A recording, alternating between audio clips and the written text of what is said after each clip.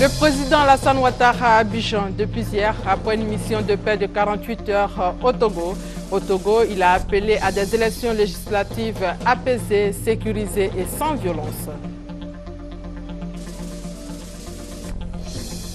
Fatou Bensouda à Abidjan, la procureure de la CPI reçue par la ministre de la Solidarité, Anne-Désirée Ouloto. C'est la deuxième visite de Fatou Bensouda à Abidjan depuis qu'elle a remplacé Louis Moreno Ocampo.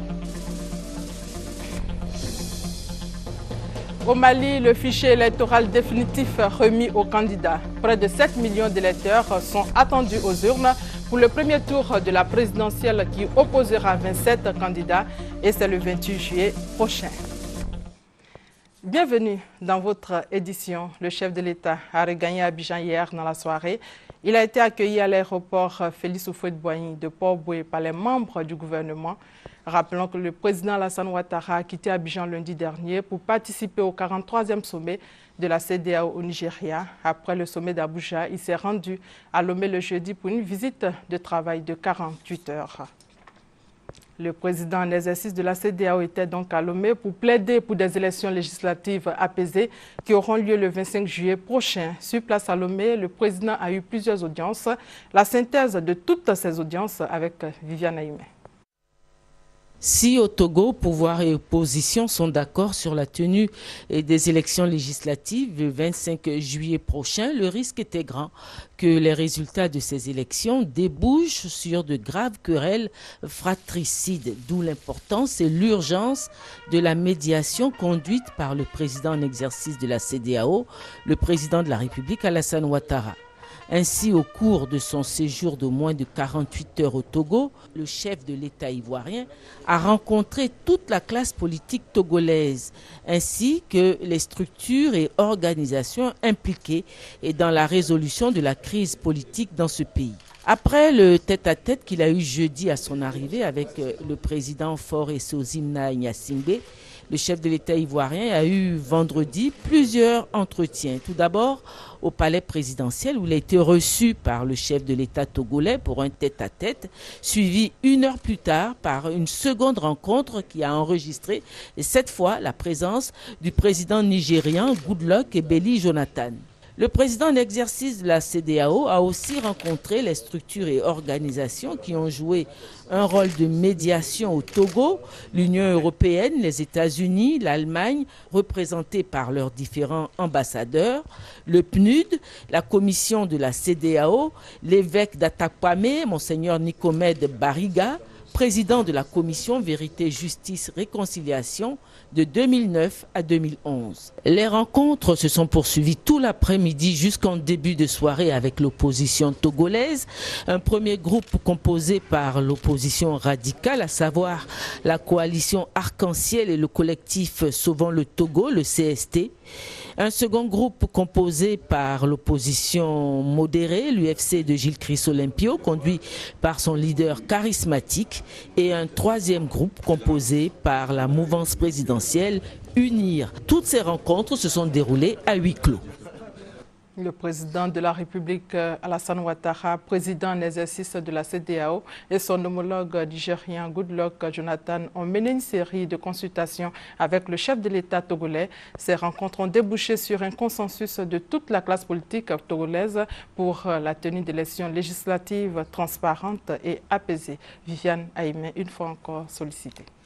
Au terme de consultations patientes et longues avec l'opposition togolaise qui ont duré tout l'après-midi de ce vendredi pour s'achever aux environs de 20 heures, le chef de l'État ivoirien, le président Alassane Ouattara, président en exercice de la CEDEAO, qui était accompagné dans cette médiation par le chef de l'État nigérian Goodluck Ebele Jonathan, a eu une dernière rencontre au palais présidentiel avec le président togolais Faure Gnassingbé. Rencontre à l'issue de laquelle le président en exercice de la CEDEAO a présenté à la presse les résultats de sa médiation, au terme de laquelle les acteurs politiques togolais dans leur ensemble manifestent leur volonté d'avoir des élections paisibles et d'utiliser en cas de contestation les voies légales de recours. Je voudrais féliciter les acteurs politiques que nous avons rencontrés. Nous les avons entendus, nous les avons suivis, nous avons rencontré tous les partis d'opposition. Nous avons été impressionnés par la volonté de tous de faire en sorte que ces élections se passent dans la paix. Les élections qui sont prévues le 25 juillet doivent nécessairement avoir lieu. Ceci est important pour le Togo, d'avoir des élections à bonne date, d'avoir des élections apaisées, des élections avec une campagne électorale également civilisée, protégée, et faire en sorte qu'il n'y ait pas de violence à l'issue des élections et que les résultats soient acceptés par tous et que tous les recours se fassent par la voie légale. Je voudrais aussi, au nom du président Jonathan, vous dire que nous considérons que c'est important d'avoir un Parlement dans les meilleurs délais, parce que le Parlement est le centre de la démocratie. C'est à l'intérieur du Parlement que les questions institutionnelles et constitutionnelles peuvent voir des progrès et faire en sorte que le pays puisse renforcer son ancrage démocratique et l'état de droit. Cette diplomatie préventive que vient de mener le chef de l'État ivoirien sort ainsi la CEDEAO du rôle de médecin après la mort auquel elle avait trop souvent habitué les opinions nationales et internationales. Le chef de l'État ivoirien et le chef de l'État nigérien ont quitté tard dans la soirée Lomé pour leurs pays respectifs. Le chef de l'État a regagné donc Abidjan hier soir. Dans la soirée, le président de l'Assemblée nationale lui poursuit sa mission au Caire. Soro Guillaume est en Égypte dans le cadre d'une mission de paix de l'Organisation internationale de la francophonie. Il a échangé avec les protagonistes de la crise et les femmes égyptiennes. Gabriel Zani. La situation en Égypte est complexe mais pas du tout désespérée, a déclaré Guillaume Soro, le président de l'Assemblée nationale, à son arrivée au Caire ce mardi 16 juillet. L'homme est venu apporter le soutien de la francophonie au peuple égyptien qui vit depuis des semaines une période des plus troubles de son histoire. Dans le cadre justement de cette émission suscitée par Abdou Diouf, le secrétaire général de l'Organisation internationale de la francophonie, Guillaume Soro a rencontré les différentes parties impliquées dans la crise égyptienne. Dans ce sens, le mercredi 17 juillet, il a échangé avec le représentant du pape des Coptes, congrégation religieuse qui compte 4 ministres au gouvernement. La Ligue arabe, Nabil Fahmy, le tout nouveau ministre des Affaires étrangères, et les frères musulmans qui réclament le retour au pouvoir de Mohamed Morsi, le président déchu. D'autres rencontres déterminantes ce jeudi, notamment avec le président intérimaire Adli Mansour, le vice-premier ministre, le général Abdel Al-Fattah Sisi, prévus pour examiner les aspects diplomatiques de la crise et discuter des moyens d'y trouver une issue démocratique. La procureure de la Cour pénale internationale, Fatou Bensouda, est à Abidjan pour échanger avec les autorités ivoiriennes. Hier, après sa rencontre avec le ministre de la Justice, Fatou Bensouda a été reçue par la ministre de la Solidarité, de la Famille, de la Femme et de l'Enfant, Anne-Désiré Ouloto. C'est la deuxième visite de Fatou Bensouda à Abidjan depuis qu'elle a remplacé Louis Moreno Ocampo. Francis Boifo pour plus de détails. S'informer pour mieux apprécier la situation de la famille, de la femme et de l'enfant durant la crise de 2010 en Côte d'Ivoire. C'est tout l'intérêt des échanges entre la ministre Anne-Désiré Ouloto et la procureure de la Cour pénale internationale, Fatou Bensouda. The conflict always affects women and Dans la crise ivoirienne, ceux qui ont été plus touchés, ce sont les femmes et les enfants. Et c'est justement, si vous voyez, les charges qui sont retenues, principalement contre Michel, le président Laurent Gbagbo, il y a justement ces charges contre les femmes. Alors, venir rencontrer sa compatriote africaine, discuter avec elle sur comment prendre en charge, coopérer mieux dans la prise en charge de cette population vulnérable était l'objectif principal. L'objectif donc de ce travail est de faire en sorte que la Cour puisse apprécier, n'est-ce pas, avec beaucoup d'objectivité et de façon sereine. Et nous devons donc, en tant que membres du gouvernement, nous mettre à la disposition de toutes ces bonnes volontés, n'est-ce pas, qui cherchent à rétablir les faits dans leur véracité. Je voudrais en tout cas soutenir cette démarche, qui est une démarche pour la réconciliation, une démarche pour la paix et une démarche pour le rétablissement de la confiance entre les Ivoiriens et leur gouvernement, entre les Ivoiriens et les autorités, mais entre les Ivoiriens et le monde entier également.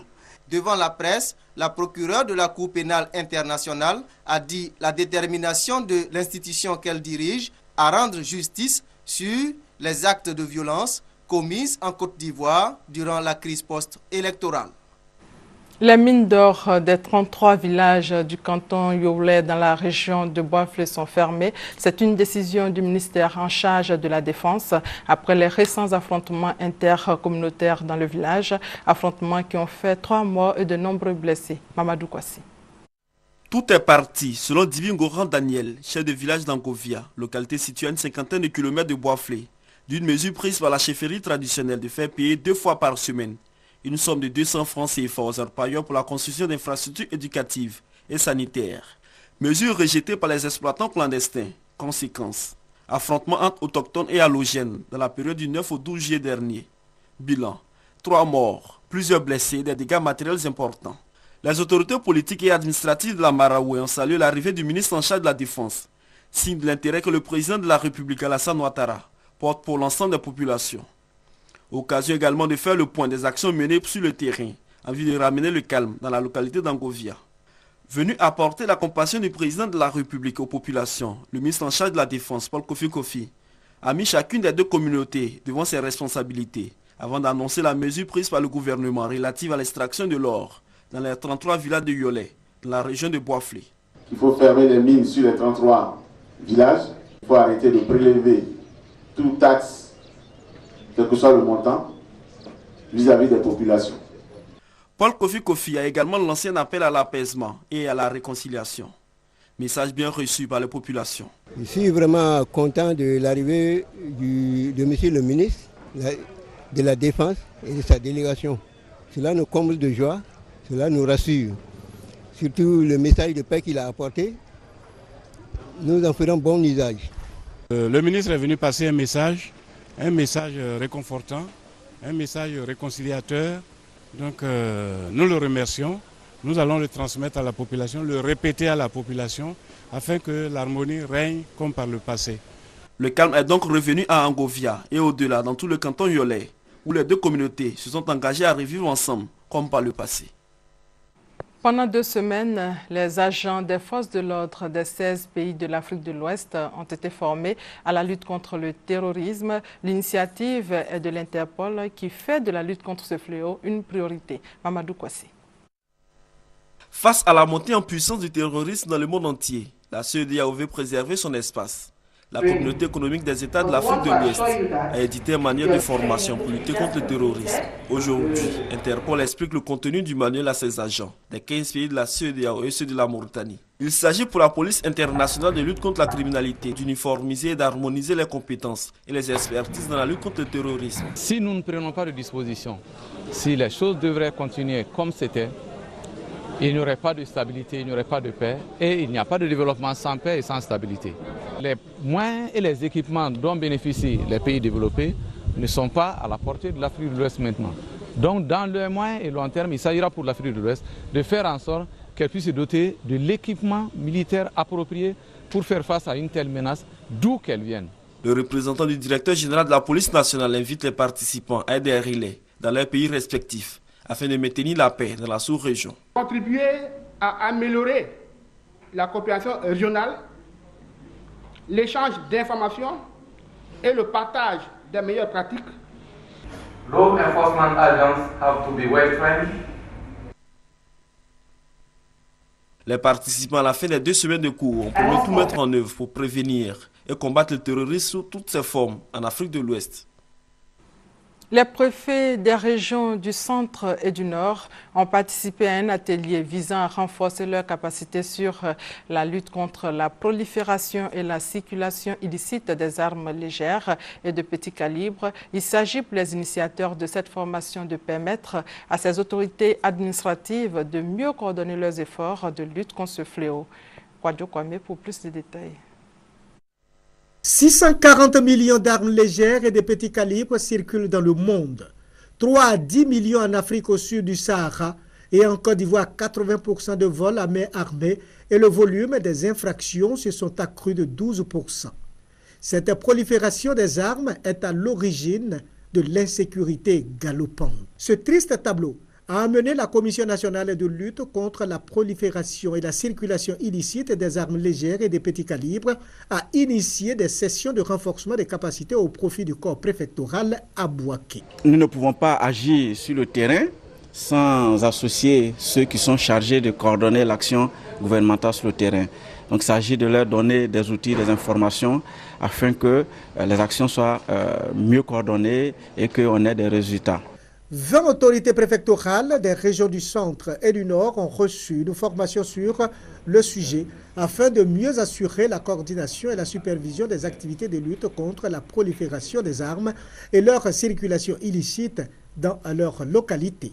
Pour elles, il était donc nécessaire d'avoir les instruments de lutte et de contrôle sur la violence armée. Notre zone qui est constamment victime de braquage, je pense qu'avec ce que nous avons eu, nous saurons maintenant comment approcher les populations, comment faire pour utiliser les intelligences des uns et des autres sur la base de cette méthodologie pour mieux affronter le problème. Parce que l'élément essentiel de cette lutte qu'il faut retenir, l'une des recommandations, c'est vraiment, véritablement, la levée de l'embargo sur les armes en Côte d'Ivoire.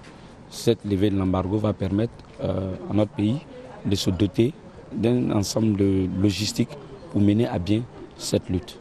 Cette formation s'étendra à tout le corps préfectoral du pays et la prochaine étape concernera les régions du Sud et du Sud-Est. Protection de l'enfance contre les différentes formes de violence et négligence à travers la Côte d'Ivoire. Les structures en charge des enfants étaient récemment en séminaire pour plancher sur la question. Le point avec Francis Boifo. La création des services sociaux dans les commissariats et tous les tribunaux, l'harmonisation de la couverture du territoire des services de l'action sociale, la mise en œuvre des réformes législatives et réglementaires nécessaires à la restructuration des services de l'action sociale. Ce sont là quelques recommandations de l'atelier de Bassam.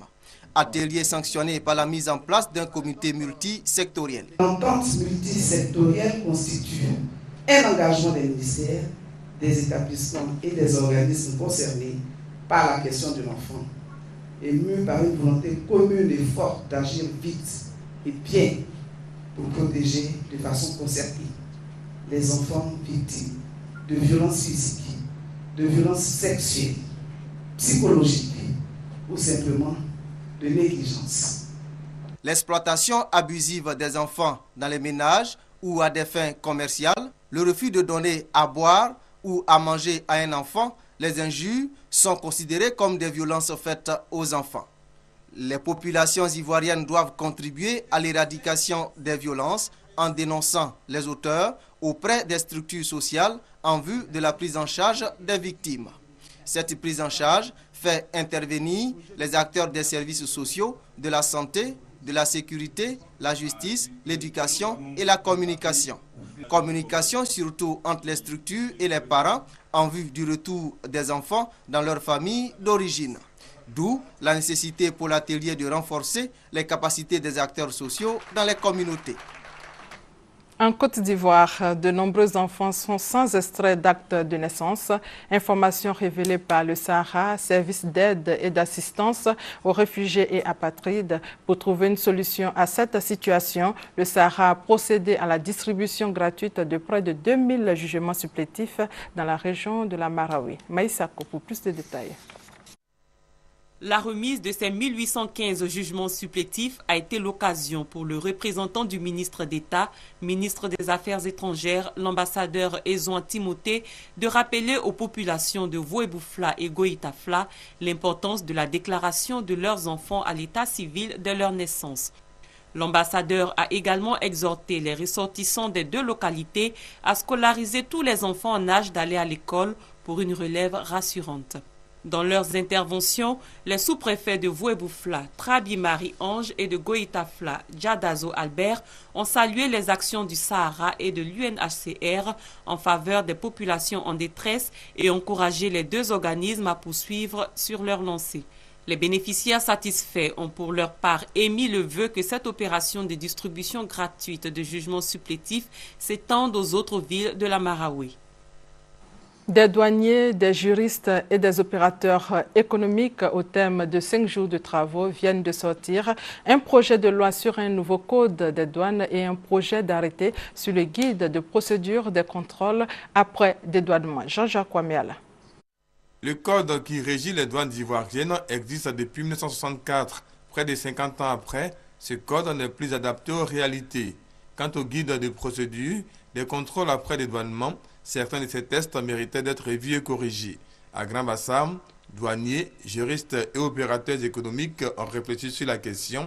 Un projet de loi sur un nouveau code des douanes et un projet d'arrêté ministériel sur les guides de procédure des contrôles après dédouanement ont été élaborés. Le séminaire vise à assurer la conformité du code des douanes aux dispositions du code des douanes de l'UMOA et à celle de la convention de Kyoto révisée, ainsi qu'à celle du cadre des normes 16. Un objectif qui prend en compte la sécurisation de l'économie de la Côte d'Ivoire. Quand vous prenez par exemple le e-commerce, en 1964, ce sont des choses dont on ne parlait pas. Le délit de contrefaçon n'existait pas du point de vue purement douanier. Un autre changement qui va intervenir, la lutte contre le blanchiment de l'argent sale, qui n'était pas prévu dans le code de douane actuel. Ce projet de code de douane, s'il est bien appliqué, son impact au niveau des recettes pourra être positif. Ce résultat peut être atteint par la mise en œuvre des grandes réformes qui visent à rendre cette administration financière moderne, modèle et performante. Et pour l'année 2013, ce sont plus de 1200 milliards de francs CFA que les douanes doivent mobiliser dans le budget de l'État de Côte d'Ivoire. Plus de 50 000 personnes ont été retenues pour l'opération de présouscription au logement socio-économique. Le ministère de la Construction, de l'Assainissement et de l'Urbanisme a dévoilé les statistiques hier à la presse. Serge Gongomé, Chantal Akanda. Elles sont au nombre de plus de 50 000 les personnes qui ont pu déposer leur dossier de présouscription aux logements sociaux sur environ 60 000 enrôlés dans le cadre de ce projet. Il reste encore près de 3 000 personnes, selon les résultats des statistiques remises ce vendredi au ministre de la Construction, de l'Assainissement et de l'Urbanisme par la Société d'ingénierie logicielle et d'informatique qui a travaillé sur les statistiques. Ce résultat encourageant a été salué par le ministre Mamadou Sanogo, qui a saisi l'occasion pour se prononcer sur le projet en présence de la presse. Le rôle du ministère est celui d'accompagner le secteur privé. Ce qui fait que l'État doit prendre en compte ce qu'on appelle les VRD primaires, c'est-à-dire l'amener d'eau depuis le dernier point, le point le plus proche du site, jusqu'au site lui-même, la construction de la voirie qui part donc de la plus grande voie, la plus proche du site, jusqu'au site lui-même, etc., etc. Il en sera de même pour l'électricité et tous les autres types de réseaux. Autre bonne nouvelle, les personnes enrôlées qui n'ont pas pu déposer leur kit de présouscription ont encore quelques semaines pour le faire, selon le ministre. Dans le domaine de l'agriculture, une nouvelle variété de bananes plantain améliorée vient d'être présentée aux populations de Morokoro dans la localité de Tiasalé. Cette variété de bananes améliorée est le fruit des recherches du Centre national pour la recherche agronomique. Herman Niamien pour plus de détails. Variété de bananes plantain améliorée qui va révolutionner la production de bananes plantain en Côte d'Ivoire. Fruit des recherches du CNRA, le Centre national pour la recherche agronomique, le Pita 3 a été cultivé par expérimentation par l'Association des femmes de Morokoro depuis mai 2012. Son rendement à l'hectare, selon les aspects, est 2 fois supérieur à la banane plantain ordinaire et son goût ne souffre d'aucune contestation. Présenté aux populations à la journée paysanne de Morokoro dans la localité de Tiasalé, les initiateurs entendent la vulgariser pour permettre aux producteurs de bananes d'accroître leur production et d'améliorer leurs revenus. Cette variété, selon eux, va aussi contribuer à garantir la sécurité alimentaire quand on sait que de plus en plus les populations abandonnent les cultures vivrières au profit de la culture de l'EVA.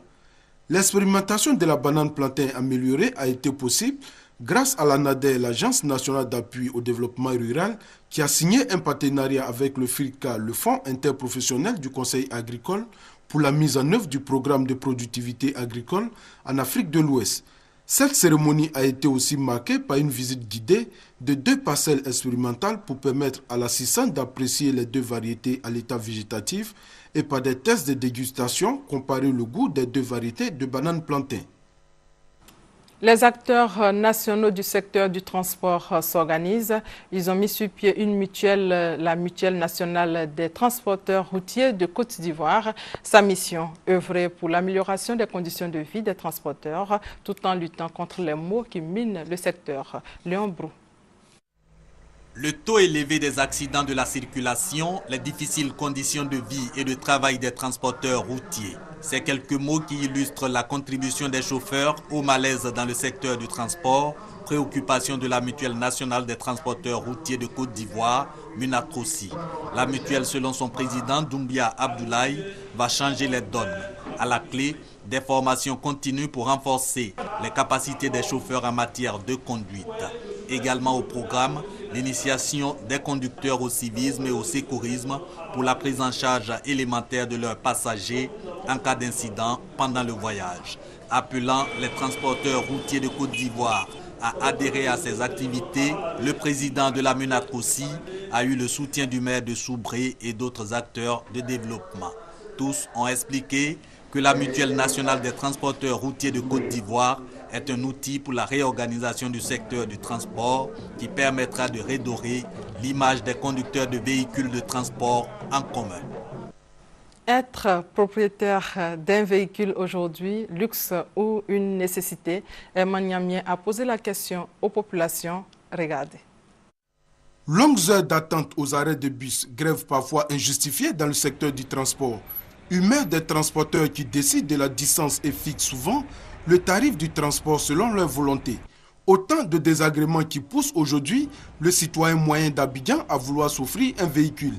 Considéré comme un luxe il y a des années, être propriétaire d'un véhicule aujourd'hui, selon les usagers, s'avère être plutôt une nécessité. Il permet à son détenteur d'assurer son autonomie. Avoir un véhicule aujourd'hui, c'est une nécessité, ce n'est plus un luxe. C'est dans les années 50, avoir un véhicule était un luxe.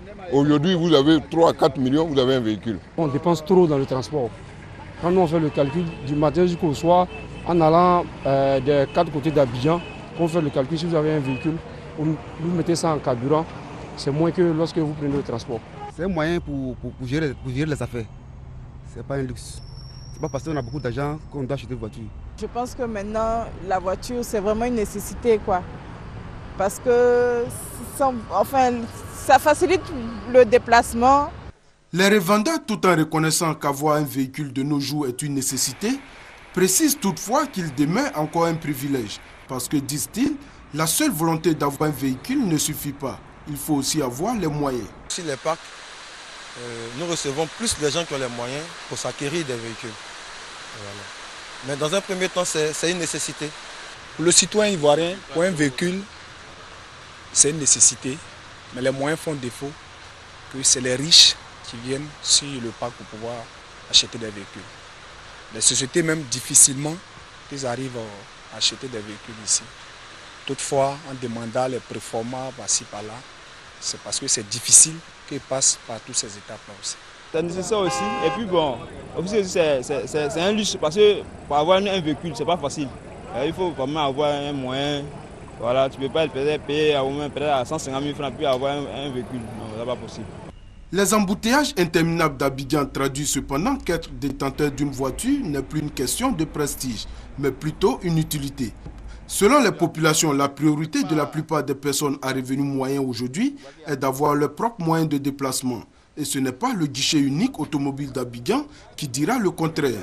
Lui qui a été créé pour immatriculer 50 véhicules par jour et qui en reçoit aujourd'hui plus de 200. Seulement pour l'année 2012-2013, le guichet unique automobile d'Abidjan a immatriculé plus de 50 000 véhicules. C'est dire que le prix relativement bas des véhicules incite le citoyen ordinaire à devenir propriétaire d'une voiture. La présidentielle au Mali, c'est dans 8 jours. Sur place, les préparatifs vont bon train. La délégation générale aux élections a remis hier le fichier électoral définitif aux différents candidats. Près de 7 millions d'électeurs sont attendus aux urnes pour le premier tour de la présidentielle qui opposera 27 candidats. Le point avec notre envoyé spécial au Mali, Sylvie Touré. 6 829 696. C'est le nombre exact de Maliens appelés aux urnes ce 28 juillet pour le premier tour de la présidentielle. C'est ce que révèle le fichier électoral définitif présenté par le délégué général aux élections. Il a pour base le RAVEC, le recensement administratif à vocation d'état civil, effectué courant 2009-2010. Ce fichier, premier fichier contenait 6 904 661 électeurs. Donc la délégation générale aux élections a vérifié ces fichiers, a analysé ces fichiers et a décelé quelques anomalies, quelques erreurs. Le ministère a désigné ces techniciens qui se sont mis en rapport avec la délégation générale aux élections pour travailler sur ces anomalies, sur ces erreurs de saisie. Une copie du fichier électoral définitif et une carte électorale ont été remises aux représentants des différents candidats en présence de la mission d'observation de la CEDEAO. Nous pensons que les problèmes sont plutôt plus ou moins aplanés. De toutes les façons, le président de la République l'a dit, on ne peut pas aplanier tous les problèmes, mais il faut aller avec. Nous ne doutons pas un seul instant que c'est possible de faire des élections transparentes, fiables et crédibles dans ce pays. 3 422 140 femmes sont inscrites sur le fichier contre 3 407 556 hommes. La région de Sikasso enregistre le plus grand nombre d'électeurs avec 1 168 981 inscrits quand celle de Kidal ferme la marche avec un peu plus de 35 000 électeurs. Ouverte le 7 juillet dernier, la campagne électorale se poursuit. 27 candidats sont aux prises après le désistement de Thiébile Dramé, candidat du Parti pour la Renaissance nationale. Et voilà, c'est la fin de cette édition. Merci de votre fidélité.